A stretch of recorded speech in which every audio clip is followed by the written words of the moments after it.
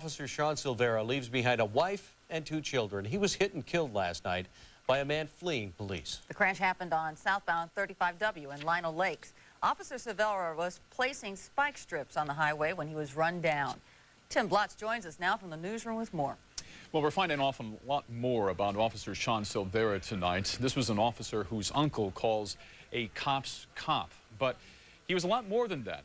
Most important, he was a husband and a father of a 1.5-year-old son and a 4-month-old daughter. Shawn was a very special person. He reached out to people in very special ways. If you want a clue as to how Shawn Silvera reached out to people, then look at the face of his wife, Jennifer, and now at the faces of his friends.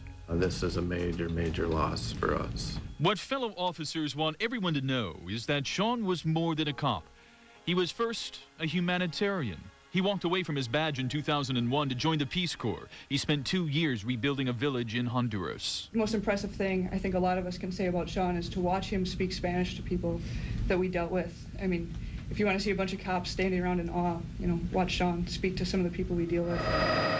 Officer Silvera was helping to end a high-speed chase Tuesday afternoon when the driver struck and killed him along Highway 35W. Police say the suspect, 26-year-old Stephen Stenke, was driving a stolen car from South Dakota. He was wanted in Sioux Falls for aggravated assault, 2 warrants for failure to appear in court, and most recently, home invasions. There's burglaries, active burglaries in the county and the city that he's under investigation for. Police say they were chasing Stenke at speeds of 90 to 100 miles an hour.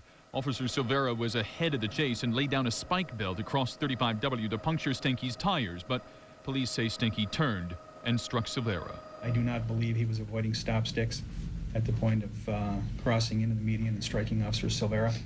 And whether or not this was an intentional act, I think we still have to reserve. Deploying spike belts is dangerous. According to the National Law Enforcement Officers Memorial Fund, 9 officers have died deploying spike belts in the past 9 years. 5 of those deaths in 2003. And now 1 more in 2005. Shawn was just such a decent young man. Special bond that cops have for each other. Some people have problems dealing with that, but it's really rough. And investigators say tonight that Silvera's body was thrown some 280 feet. That's slightly less than a football field.